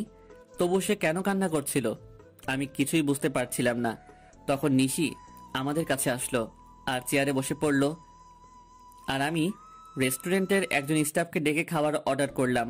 কিছুক্ষণ পর খাবার আসলো। আমি নিশিকে দেখানোর জন্য মায়াকে নিজের সাথে খাইয়ে দিচ্ছিলাম, আর এটা দেখে নিশি আর ঠিক থাকতে পারল না, তার চোখগুলো আবার জলে ভরে গিয়েছিল। তাই সে এগুলো আড়াল করার জন্য বলল, স্যার আমার এখন যেতে হবে, এমনিতেও আমার অফিস টাইম শেষ হয়ে গেছে। তুমি তো কিছুই খেলে না, খাওয়া শেষ করে তারপর যাও। না স্যার, এখন আর খাইতে মন চাচ্ছে না। ওকে, তাহলে যাও। আর কাল থেকে আমার বিয়ের অ্যারেঞ্জমেন্টের সকল কাজ শুরু করে দিও। যদি কারো সাহায্য প্রয়োজন হয় তাহলে আমাকে বইলো। ঠিক আছে স্যার, আমি এখন আসি। তারপর নিশি চলে যায়, আর আমিও মায়া কিছু গল্প করতে থাকি। যদিও মায়ের সাথে কথা বলার কোনো ইচ্ছা আমার নাই, তাও আম্মুর কথা ভেবে বলছিলাম। অন্যদিকে নিশি বাড়িতে গিয়ে নিজের ছেলেকে জড়িয়ে ধরে কান্না শুরু করে দেয়, আর বলতে থাকে, তোর বাবা খুব পচা, আমাকে একটুও বিশ্বাস করে না, এমনকি তোকেও ভালোবাসে না। তাই তো আজ অন্য একটা মেয়েকে নিজের হাতে খাইয়ে দিচ্ছিল, কিন্তু একদিন আমাকে বলেছিল আমাকে ছাড়া আর কোনোদিন কোনো মেয়েকে টাচ করবে না। আমি আর মায়া কিছুক্ষণ গল্প করার পরে রেস্টুরেন্ট থেকে বের হয়ে আসি, আর মায়া তার গাড়িতে করে বাসায় চলে যায়। আমি যখনই নিজের গাড়িতে উঠতে যাব তখনই কেউ আমার নাম ধরে ডাক দেয়। পেছন ফিরে দেখি নিশির বেস্ট ফ্রেন্ড মিম। তাই আমি তাকে বলি, কেমন আছো মিম, আর দেশে কবে ফিরলে? ভালো আছি ভাইয়া, আর কিছুদিন হলো দেশে ফিরেছি। নিশি কেমন আছে? আর ওকে আমি ফোন দেই, কিন্তু ওর ফোন বন্ধ দেখায় কেন? নিশি কেমন আছে সেটা নিশি হয়তো ভালো জানে। আপনার কথা মানে বুঝলাম না। আর নিশি তো আপনার স্ত্রী, তাহলে কেমন সেটা আপনি জানাবেন না কেন? নিশি আমার স্ত্রী ছিল, কিন্তু এখন নেই। কি বলছেন এগুলো? কি আমি তো কিছুই বুঝতে পারছি না। এখানে না বোঝার তো কিছুই নেই, মানে আমি আর নিশি আলাদা হয়ে গেছি। কিন্তু কেন? আপনারা তো দুজন দুজনকে ভালোবাসেন। শুনতে চাও কেন? তাহলে শুনো। তারপর আমি 1 বছর আগের সকল ঘটনা মিমকে বলি, আর ওই ছবিগুলো মিমকে দেখাই। আর মিম এগুলো দেখে আমায় যে কথা বলে সেগুলো শুনে আমার পুরো শরীরটা কাঁপতে থাকে। আমি কিভাবে এমনটা করতে পারলাম এগুলো ভেবেই কান্না চলে আসে আমার। আর মিম আমায় যে কথাগুলি বলে তা হলো, আপনি কি জানেন ছেলেটা কে? ছেলেটার নাম সাজিদ, এবং নিশি আর সাজিদ একে অপরকে ভালোবাসে। না, আপনি যেটা জানেন সেটা সত্যি নয়। সত্যিটা আমি আপনাকে বলছি। তারপর মিম আমাকে সাজিদের ব্যাপারে সব কথাগুলো বলল, যা শোনার পর নিজেকে বড় অপরাধী মনে হচ্ছিল। মিম বলল যে আমি আর নিশি একই ভার্সিটিতে পড়তাম আর একই ডিপার্টমেন্টে, যার কারণে আমার আর ওর মধ্যে খুব ভালো বন্ধুত্ব হয়ে যায়। আমরা দুজন সব সময় একসাথে থাকতাম। একদিন আমি আর নিশি ভার্সিটি ক্যাম্পাসে বসেছিলাম, তখন একটা ছেলে এসে নিশিকে প্রপোজ করে, কিন্তু নিশি তাকে না বলে দেয়। আমি এর কারণ জানতে চাইলে নিশি জবাবে বলে যে তার ভালোবাসা শুধু তার বরের জন্য। তাই আমি নিশিকে আর কিছুই আজ করিনি। তারপর কি হলো? ওই ছেলেটির নামই ছিল সাজিদ, কিন্তু নিশি মানা করার পরেও সে নিশির পিছু ছাড়ে নাই।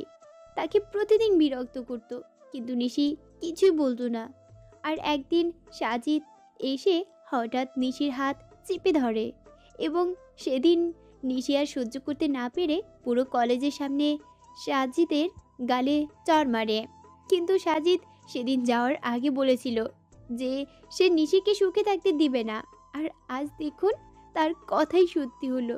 আমি এখন কি করব কিছুই বুঝতেছিলাম না, কারণ আমার যে করার মতো কিছুই নেই। আমি যে নিশির সাথে বড় অন্যায় করেছি। মিম কান্না থামিয়ে আমাকে বলল, আপনি কি জানেন আপনি যখন নিশিকে তাড়িয়ে দেন তখন তার পেটে আপনার সন্তান ছিল? মানে কি বলছো তুমি? হ্যাঁ, আমি ঠিকই বলছি। আপনি যখন ওকে অপমান করে তাড়িয়ে দেন তখন সে আপনার সন্তানের মা হতে যাচ্ছিল। আর এটা নিয়ে সে কতটা খুশি ছিল সেটা আপনাকে বলে বোঝানো যাবে না।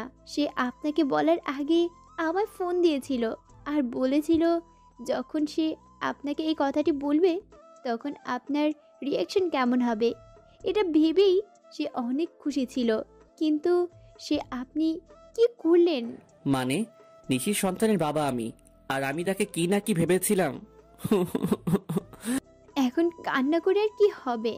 যা হওয়ার তা হয়ে গেছে। এখন আর এগুলো ভেবে কি করবেন? না, এখনো কিছু হয় নাই। সত্যি বলছেন? নিশি এখনো এই শহরেই থাকে? কিন্তু তোমাকে আমার জন্য একটা কাজ করতে হবে, যাতে আমি আবার নিশিকে ফিরে পাই। কি করতে হবে আমায় বলুন। তারপর আমি মিমকে আমার প্ল্যান বলি, আর সেও রাজি হয়ে যায়। তাই আমিও নিজের বাসায় চলে আসি। বাসায় আসার পর আম্মু আমাকে বলে, বাবা মেয়েকে তোর কি পছন্দ হয়েছে? আম্মু আমি এই বিয়েটা করতে পারবো না। তুই কিন্তু আমায় কথা দিয়েছিস। আমি কেমন করে এই বিয়ে করব বলো? কেন করবি না শুনি? তারপর আমি নিশির কথা আর ওর আর আমার বাচ্চার কথা আম্মুকে বলি। তখন আম্মু কান্না শুরু করে দেয় আর বলে, আমার বৌমা আর নাতিকে কবে আনবি বাবা? খুব জলদি আনবো, তার আগে তোমায় একটা কাজ করতে হবে। তারপর আমি আম্মুকে সবকিছু বুঝিয়ে উপরে চলে আসি। আমি রুমে এসে ভাবতে লাগি কিভাবে কি করব। রুমে এসে নানান চিন্তা আমার মাথায় ঘুরপাক খায়, বিশেষ করে নিশির কথা। সে কি আমায় ক্ষমা করবে নাকি করবে না? তখন আমার সাজিদের কথা মাথায় আসে। কেন সাজিদ এমনটা করলো সেটা তো আমার জানা দরকার। তাই আমি আমার ফ্রেন্ডদেরকে ফোন দেই আর বলি এখনই আমার সাথে দেখা করতে, আর আমিও বেরিয়ে পড়ি। কিরে, এত জলদি দেখা করতে বললি কেন? সমস্যা হয়েছে নাকি? বলছি। তার আগে রবি আর মিজানকে আসতে দে। কিছুক্ষণ পরে রবি আর মিজান চলে আসে, আর আমি ওদেরকে মিমের বলা সকল কথা ওদের খুলে বলি। সব শোনার পরে ওরা বলে, ভাবিকে রাজি করতে পারবি বলে মনে হয় না। হয়তোবা, কিন্তু হাল ছাড়লে তো চলবে না। আর শোন, তোদের একটা কাজ করতে হবে। কি কাজ বল? সাজিদকে যেভাবেই হোক তোদের খুঁজে বার করতে হবে। আর এই নে সাজিদের ছবি। ওকে, তোর কাজ হয়ে যাবে। ভাবিকে কি করে ম্যানেজ করবি? ঠিক বলেছিস, কিছু তো একটা করতেই হবে। আচ্ছা তোরা এখন থাক, আমি এক জায়গা থেকে আসছি। ওদের থেকে বিদায় নিয়ে আমি সোজা অফিসে চলে আসি। অবশ্য অফিসে আসার মূল উদ্দেশ্য হলো নিশির বাড়ির ঠিকানাটা নেওয়া, কারণ আমি ওর বাসার ঠিকানা জানি না। অফিসে আসার পরে আমি ম্যানেজারকে ফোন দেই আর অফিসে আসতে বলি। কিছুক্ষণ পরে ম্যানেজার অফিসে আসে আর বলে, স্যার কোনো দরকারি কাজ আছে নাকি? না, তেমন কিছু দরকারি কাজ না, আমি শুধু নিশির বাসার ঠিকানা নেওয়ার জন্যই অফিসে এসেছি। ওকে স্যার, একটু ওয়েট করেন, আমি নিয়ে আসছি।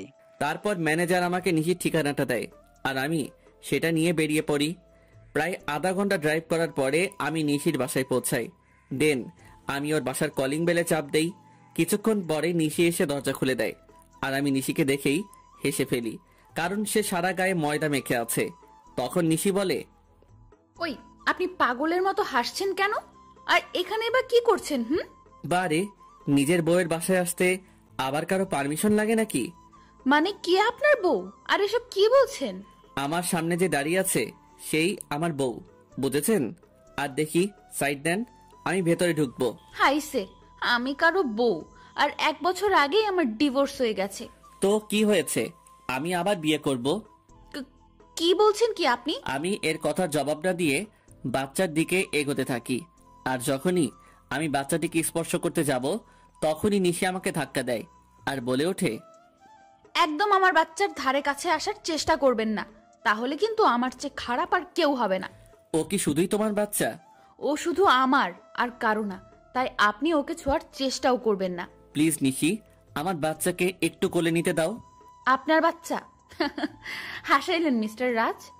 ও শুধু আমার বাবু, আর আমি ওর মা, এবং আমি ওর বাবা। নিশি প্লিজ। না, আমি ওকে কোনো অপরিচিত লোকের কাছে যেতে দেব না। তুমি কাকে অপরিচিত বলছো নিশি? তুমি জানো না আমি ওর কে হই? না, জানি না, আর জানতেও চাই না। তাই ভালোই ভালোই বলছি, এখান থেকে চলে যান, নয়তো আমার থেকে খারাপ আর কেউ হবে না। তুমি মানো নাকি না মানো, আমি ওর বাবা, আর এটাই সত্যি। বাবা? তাই না? এই বাবার অর্থটার মানে আপনি জানেন? যে নিজের স্ত্রীকে বিলিভ না করে অন্য লোকের কথা শুনে নিজের অন্তঃসত্ত্বা স্ত্রীকে বাড়ি থেকে বের করে দেয়, তার কোনো বাবা হওয়ার যোগ্যতা নেই, বুঝছেন আপনি? নিশি, আমি মানছি আমি ভুল করেছি, তাই বলে কি তুমি আমাকে আমার বাচ্চার থেকে আলাদা করে দেবে? আপনি আর একবার ওকে নিজের বাচ্চা বলবেন না। এই 1 বছর আমি ওর বাবা মা দুটোই ছিলাম, আর ভবিষ্যতেও থাকতে পারবো। প্লিজ নিশি, আমাকে ক্ষমা করে দাও, এরকম ভুল আমি আর কোনো দিন করব না। এই বলে আমি ওকে নিজের বুকের মাঝে টেনে নেই। নিশি কিছুক্ষণ আমার বুকের মাঝে থেকে পরক্ষণে নিজেকে ছাড়িয়ে নেয় আর বলে, ও বুঝেছি, আপনি কেন এখানে এসেছেন। আপনি আমার শরীরটা ভোগ করতে চান, এই তো? এর আগেও একবার করেছিলেন, তাই না? ওকে, আমি নিজেই আমার সব বিলিয়ে দিচ্ছি, তবুও আপনি আমার আর আমার সন্তানের মাঝখানে আসবেন না। বলেই নিজের শাড়ির আঁচল নিচে ফেলে দিল আর বলল, নিন, শুরু করুন। আমি এবার নিজের রাগকে কন্ট্রোল করতে না পেরে নিশির গালে জোরে একটা চড় মারি আর বলি, তুমি এমনটা ভাবলে কি করে নিশি? তুমি আজ পর্যন্ত এই চিনলে? ঠিক আছে, তুমি যখন বলছো তবে আমি তোমাদের জীবন থেকে অনেক দূরে চলে যাব। তার আগে প্লিজ একবার আমার ছেলেকে আমার কোলে দাও। নিশি কিছুক্ষণ কি যেন একটা ভাবলো, তারপর বলল, শুধু একবার, তার বেশি না। তারপর আমি আমার ছেলেকে কোলে তুলে নিলাম, আর ওকে কোলে নেওয়ার পর যেন মনে হলো পুরো পৃথিবীর সুখ আমার কোলের মাঝে আবদ্ধ হয়েছে। কিন্তু এটা বেশি সময় স্থায়ী হলো না। নিশি আমার কোল থেকে বাচ্চাকে কেড়ে নিয়ে বলল, এবার যান, আর কোনোদিন এখানে আসবেন না। আমি কিছু বললাম না, শুধু বললাম নিজেরও বাবুর খেয়াল রেখো। তারপর সেখান থেকে চলে আসলাম।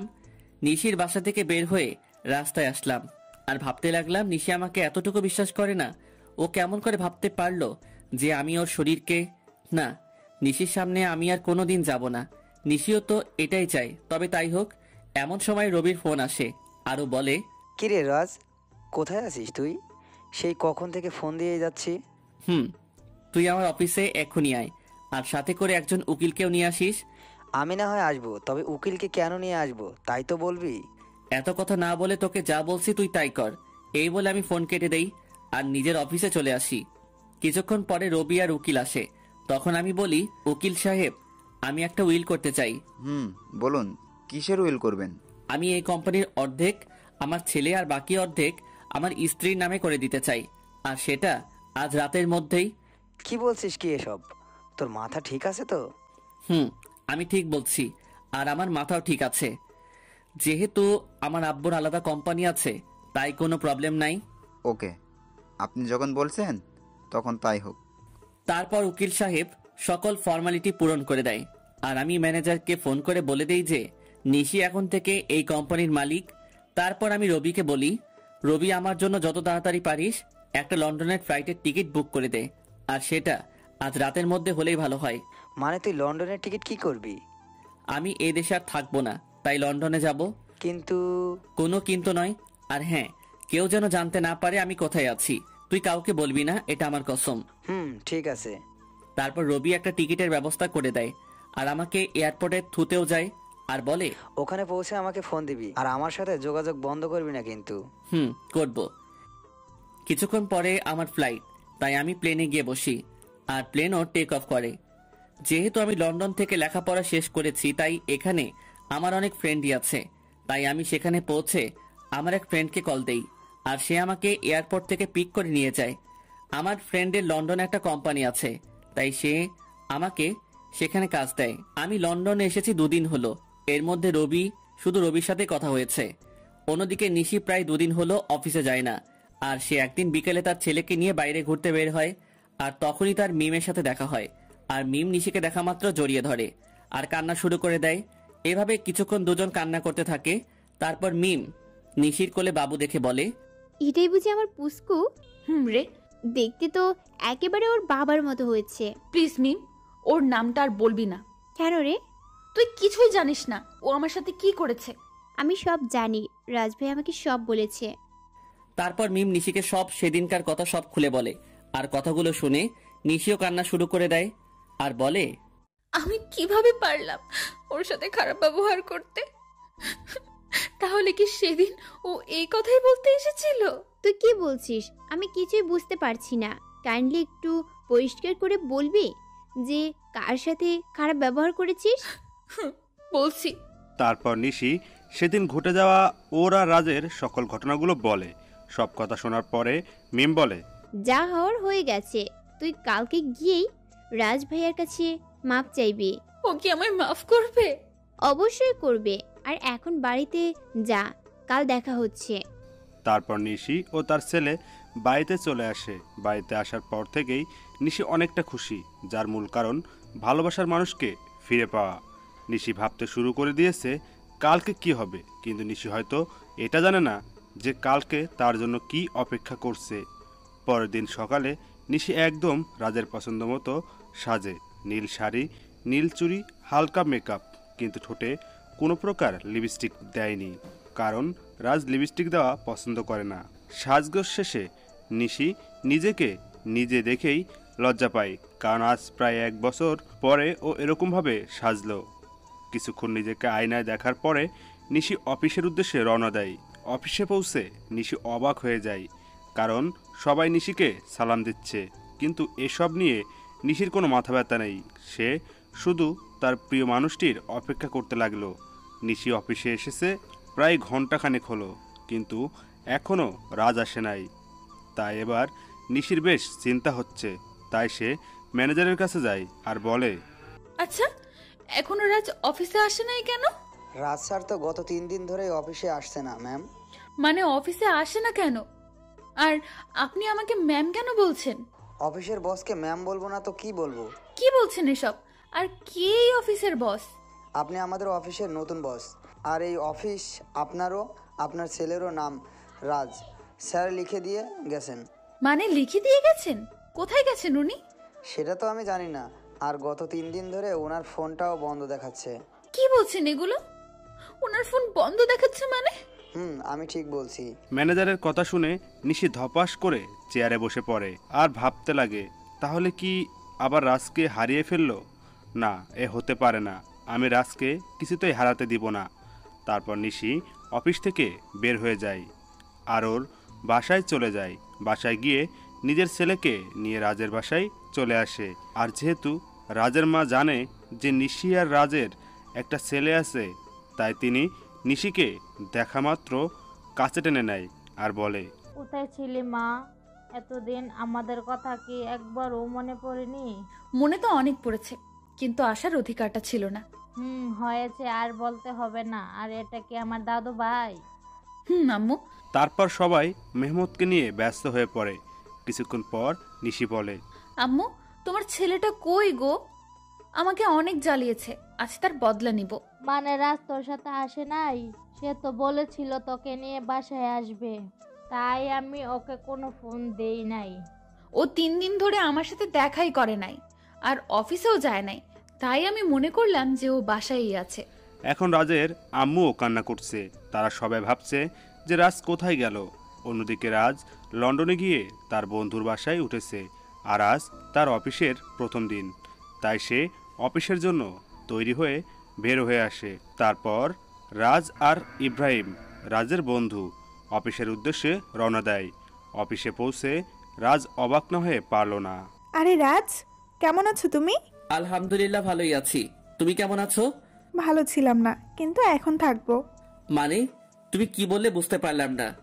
আমি বললাম যে আমিও ভালো আছি। তা আঙ্কেল আন্টি কেমন আছে? তারাও ভালোই আছে, যদিও আমি জানি না যে তারা কেমন আছে।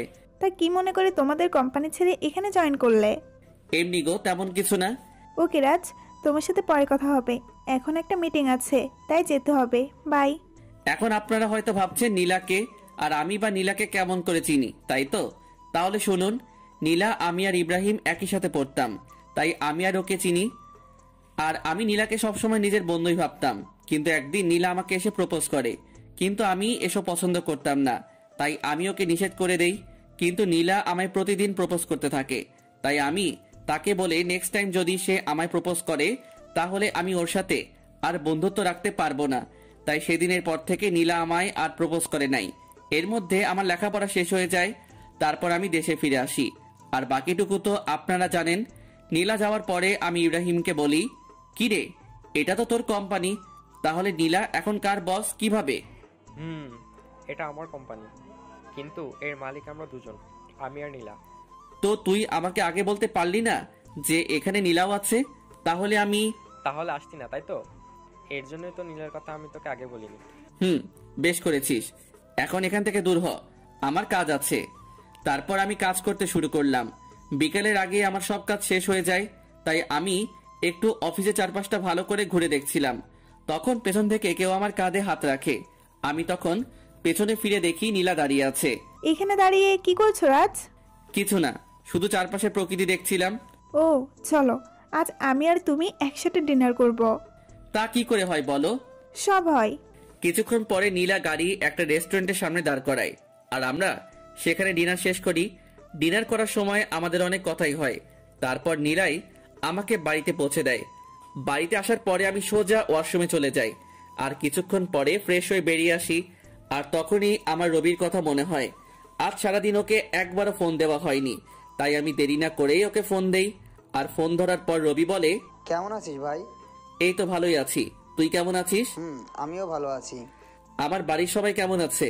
কেউ ভালো নেই, তুই যাবার পরে সবাই কেমন যেন হয়ে গেছে, আর আন্টি তোর জন্য প্রায় পাগল হয়ে গেছে। তুই ফিরে আয় ভাই। সময় হলেই আমি ফিরে আসবো। আর নিশি আর আমার বাবু কেমন আছে রে? নিশি তো বাদ দে নিশির কথা, তুই ভালো থাকিস আর আমার পরিবারকেও দেখে রাখিস। এই কথাগুলো বলেই আমি ফোনটা কেটে দেই। সে রাতে আমার আর ঘুম আসলো না। পরের দিন থেকে আমি আবার নতুন জীবন শুরু করার ব্যর্থ চেষ্টা করি। সকালে ফ্রেশ হয়ে ইব্রাহিমের সাথে অফিসে চলে যাই। আর অফিসে পৌঁছে নীলা বলে, রাজ কেমন আছো? এই তো ভালো, তুমি কেমন আছো নীলা? আমিও ভালো আছি। কাজের চাপ বেশি দেয়নি তো তোমায়? আরে না, এতটুকু কাজ করার অভ্যাস আমার আছে। ও আচ্ছা, তোমার কাজ শেষ হলে আমি আর তুমি এক জায়গায় যাব, কেমন?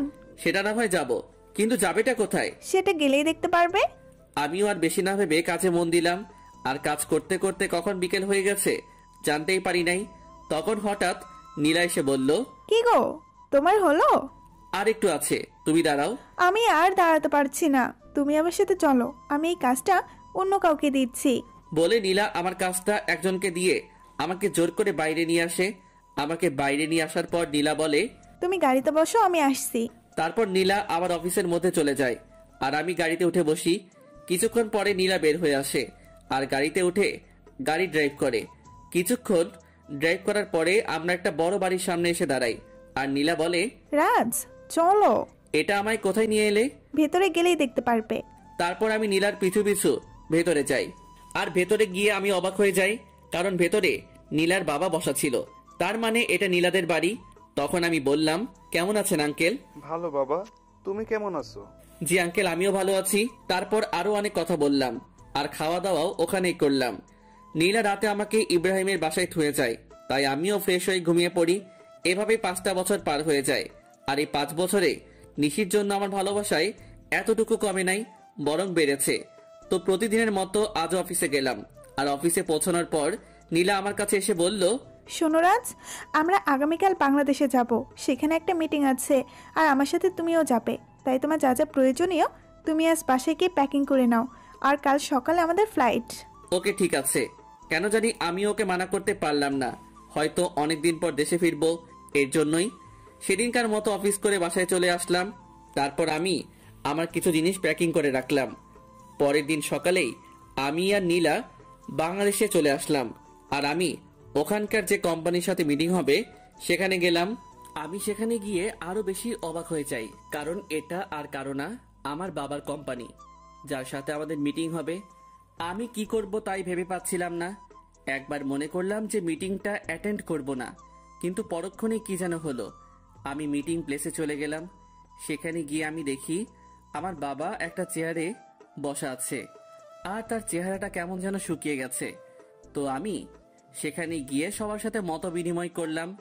আর আমি যখনই বাবার কাছে গেলাম, তখন বাবা আমাকে দেখা মাত্র জড়িয়ে ধরলো আর বলল, কোথায় ছিলি বাবা এতদিন?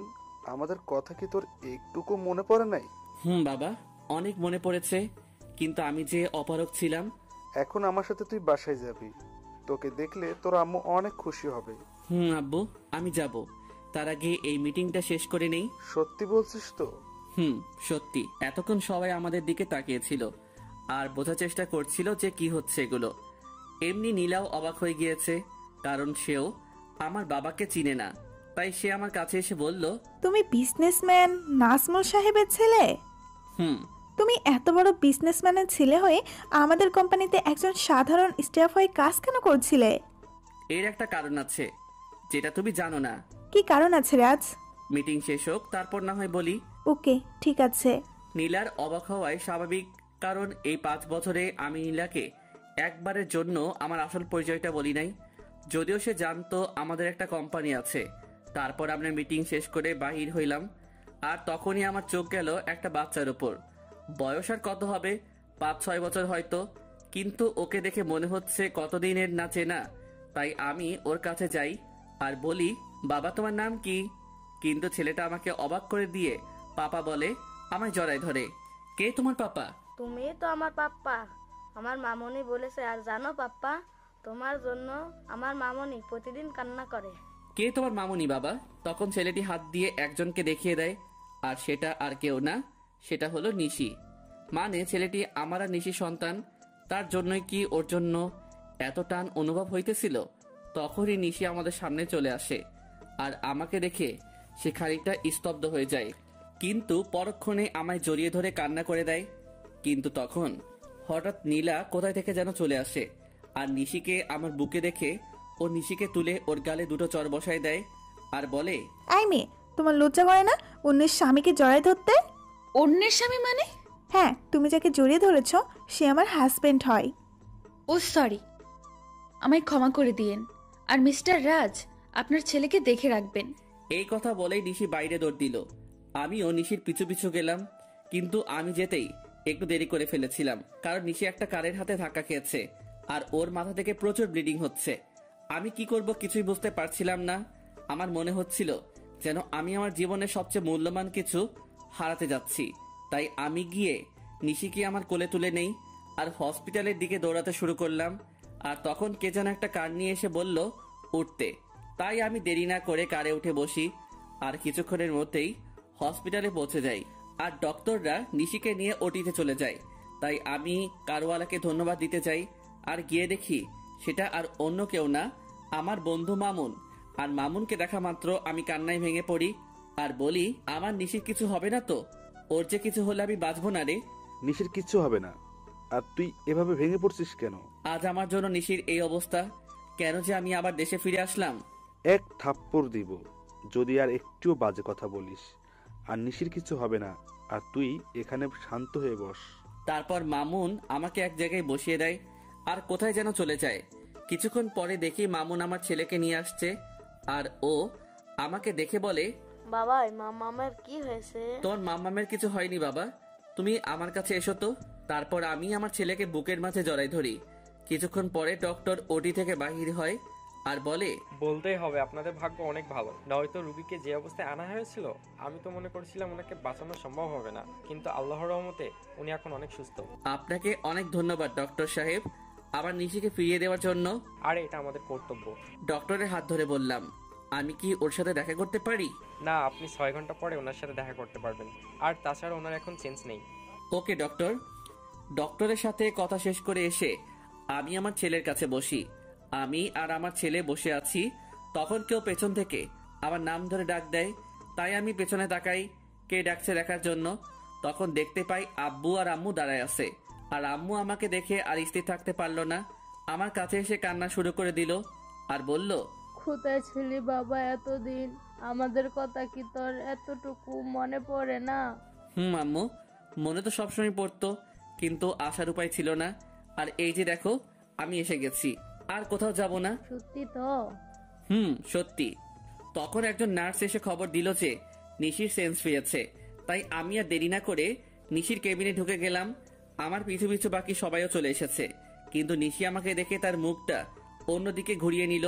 সবাই নিশির সাথে কথা বলছে আর নিশি সেগুলোর উত্তর শুধু হ্যাঁ অথবা নাতে দিচ্ছে, কিন্তু সে আমার দিকে একবারও তাকাচ্ছে না।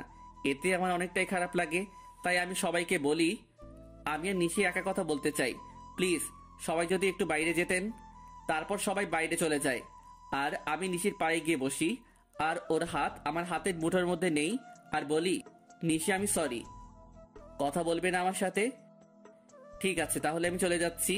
আমি যখনই উঠতে যাব তখন নিশি আমার হাতটা ধরে ফেলে আর আমি ওর দিকে তাকিয়ে দেখি ও কান্না করছে। আরে পাগলি, কান্না করছো কেন? আপনি খুব খারাপ, শুধু আমায় কষ্ট দেন। গো, আমি খুব খারাপ, আর আমি ওয়াদা করছি আজকের পর থেকে তোমায় আর কখনো কষ্ট দিব না। এইভাবে বললে তো আমি বিলিভ করব না। তাহলে কিভাবে বলবো? কান ধরে বলেন। ওকে শোনা বউ, এই তো কান ধরলাম। ওই ফাজিল, আমি কি আমার কান ধরতে বলেছি নাকি? তো কি হলো? আর যাবেন না তো? কখনো না। পাগলিটাও আমার বুকের মধ্যে মিশে গেল। ঠিক তখনই নীলা কেবিনে আসলো আর নিশি নীলাকে দেখা মাত্র আমাকে আরো শক্ত করে জড়িয়ে ধরলো। ওর মতে ও যদি আমায় ছেড়ে দিলে হারিয়ে যাব। ভয় পেও না নিশি, আমি তো শুধু ক্ষমা চাইতে এসেছি, কারণ আমি জানতাম না যে তুমি রাজের কি হও, তাই ওই কথাগুলো বলেছিলাম। It's okay. Thank you Nishi, and good bye. বলে নীলা চলে যায়। তখন আমি নিশিকে বলি, বাবু তুমি এখন রেস্ট নাও, তুমি এখনো অনেকটাই উইক। তারপর নিশি আমার হাতটা ধরেই বাচ্চাদের মতো ঘুমিয়ে পড়ে। প্রায় 15 দিন পর নিশিকে রিলিজ দেওয়া হয় আর নিশির পুরোপুরি সুস্থ হতে প্রায় 1 মাস সময় লাগে। আর এই 1 মাস কেটেছে নিশির সাথে দুষ্টুমি করতে করতে। একদিন রাতে আমি আর নিশি ছাদে বসেছিলাম, তখন নিশির কি যেন মনে হলো আর সে আমার কোলের উপর উঠে এসে বসলো আর আমার গাল জড়ায় ধরে বলল, আমার না একটা ফুটফুটে মেয়ে চাই, দেবেন? দিব। আমি ওর ঘাড়ে আমার নাক ডুবিয়ে গন্ধ নিচ্ছি আর কথাগুলো বলছিলাম, কেমন যেন নেশা ধরানো গন্ধ। তখন নিশি হঠাৎ করে ওর দুহাত দিয়ে আমার মাথা উঁচু করে ওর ঠোঁট আর আমার ঠোঁট এক করে দেয় আর পাগলের মতো চুষতে থাকে। নিশির এমন কাজ দেখে আমি খানিকটা অবাক হলেও পরক্ষণেই নিজেকে সামনে নেই আর ওর কোমরটা জড়িয়ে ধরে নিজের দিকে টেনে আনি আর ওর ঠোঁট চুষতে থাকি। এভাবে প্রায় 10 মিনিট ছিলাম। তারপর আমি নিশিকে 5 কোলে তুলে নিয়ে রুমের মধ্যে আসি আর পা দিয়ে দরজাটা লাগিয়ে দেই। তারপর নিশিকে বিছানায় শুয়ে দিয়ে নিজের শার্টের বোতামগুলো খুলি আর শার্টটা দূরে ছুঁড়ে মারি। তারপর নিশির উপর উঠে ওর ঘাড়সহ সারা শরীরে কিস করি, সাথে হালকা কামড় দেই। ফলে নিশি হালকা চিৎকার করছিল। তারপর আমি আস্তে আস্তে নিশির ব্লাউজের হুক খুলি আর নিশি আবেগে আমাকে জড়ায় ধরে। তারপর আর কমু না, সবাই নিজে থেকে বুঝে নেন গা। কেউ একজন আমাকে বলেছিল আমি নাকি আনরোমান্টিক, তাই গল্পটা রোমান্টিক ভাবে শেষ করলাম, যার ফলে গল্প একটু বেশি 18+ চলে এসেছে। তাই সবাই আমাকে ক্ষমা করে দিয়েন আর গল্পটা কেমন ছিল জানাবেন। The story is and.